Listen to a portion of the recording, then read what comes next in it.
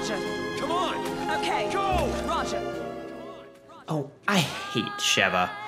It's the kind of sentence I've tossed out casually about dozens of video game characters. I hate Sheva, she's always using up my ammo. I hate Fee, it's always giving me obvious hints. I hate this little punk, he keeps interrupting my slow-mo kicking action. And when I say that, you know what I mean. It's like hating software updates. Sheva and Fee and this donger are just annoying parts of the program. I hate them because they get in the way of the more enjoyable parts of the program. So when I say I hate, Loki, it functionally means the same thing as when I say I love Witch Time. I don't feel emotionally intimate with Witch Time, it just kicks ass in context of Bayonetta.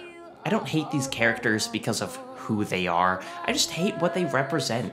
They're a pause in the action, a thing I don't want to be responsible for, a reason for me to stop having fun. So with that in mind, I want you to know when I say I hate Micah Bell, that I hate Bill Williamson, I don't mean it in that abstract program referencing sense. I mean that I loathe them. I mean the fact that they are who they are boils my blood and hardens my heart. Let's take a step back. While the very opening of Red Dead 2 is pretty dire, the first couple chapters aren't really. You're in a spot that's absolutely gorgeous, and everyone at camp is more or less getting along, and Dutch's speeches about the power of our gang as a family are genuinely compelling. The world might be against us, but we've got each other, and that means a lot out here. When I come into camp, I make a real effort to talk to everyone. Arthur isn't great at singing along to the songs, but he tries. Your parents don't like me, they say I'm too poor. I bring back fresh game for Pearson to make stews out of, because what are we gonna eat? Vegetables?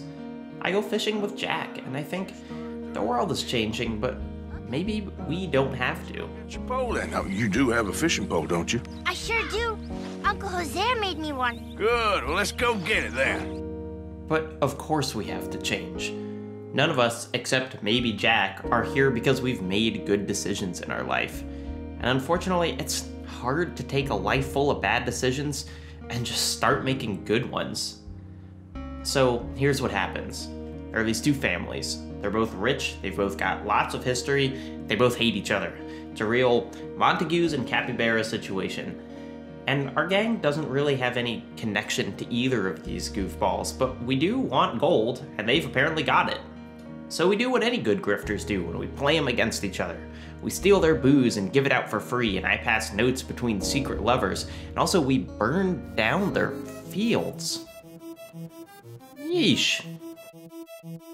This seems like a crazy escalation to me, but Dutch thinks it'll go well, and the gang is really gung-ho about it, so I guess?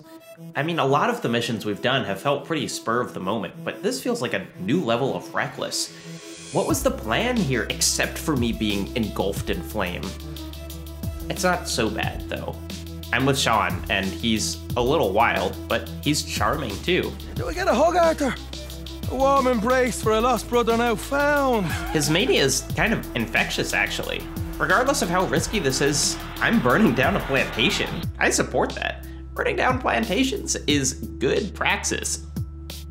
That being said, though, after this inferno is over, I need a break. I need to wash the blood and soot off myself. I need a shave, and what I don't need is what I get pulled into as soon as I get back to camp. Micah thinks he can pull off a parlay. Always telling us, Dutch, do what has to be done, but don't fight wars ain't worth fighting. Good for him. And what I think doesn't really matter, because despite my protests, I get pulled along to provide backup for Dutch, and of course it was a setup. And I wake up here, and things don't get better.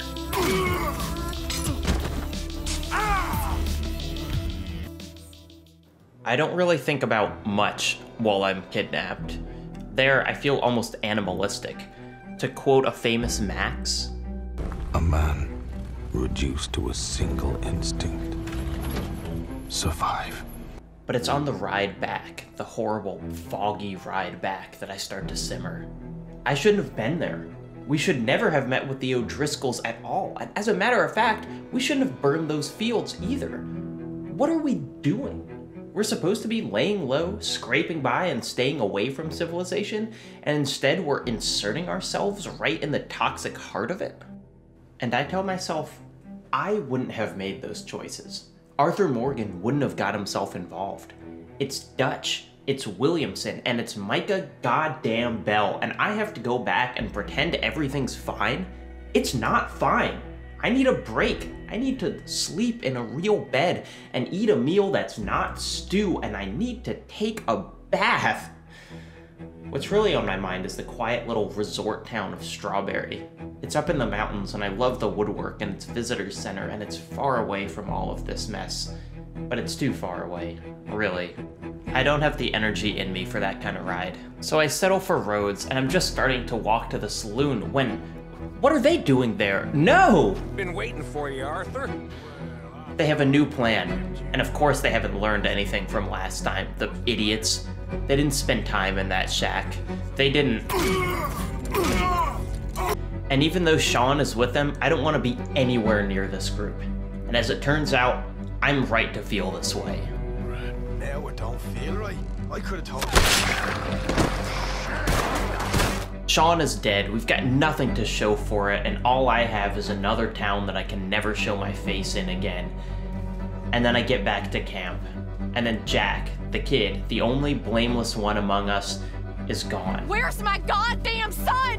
Where is he? Where's my son? They took him, didn't they? They took my son. There's always another crisis. There's always another reason why I can't actually confront the reason we keep getting into these situations. And now the kid is gone, and so I channel all my rage at Micah and Bill, and even my father figure Dutch. I channeled that rage into turning other men into a fine red mist. These men in my gang, the real cause of my problems, I don't hate them because of poor programming or obstinate design. In fact, I hate them for the opposite reason. They're more or less perfect. They walk and they talk like real men, and they use that ability to make decisions that cause me and the people around them endless suffering. I don't want to state this like it's a never-before-seen thing. We've all had people that we've hated in fiction. Probably most of us have had that feeling with other game characters before, but Red Dead 2 really crystallizes this characterization into a kind of motivation for us, for Arthur Morgan. It doesn't tell us that these are the villains of the story. They're the people we live with, for God's sake. But through the strength of its writing and the power of these performances, I understand.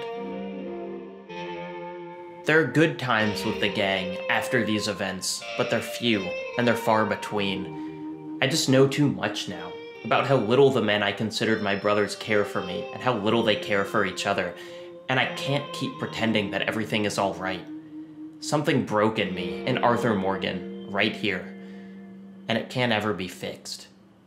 I understand what Arthur means when he says, I've lived a bad life, sister. This person, or this one, or these, they might deserve to die. They might not. But I know that's not why I'm killing them. I'm here because staring down the barrel of a gun is infinitely less scary than confronting the real source of my problems. I'm here because I'm too cowardly to leave what I know, even though what I know just makes the world worse for everyone. These men, they're scum. They're the lowest of the low, but I'm right there with them. It's not a coincidence that I keep ending up in these situations. It's my own damn fault. And because of that, I know there's another man that I hate too.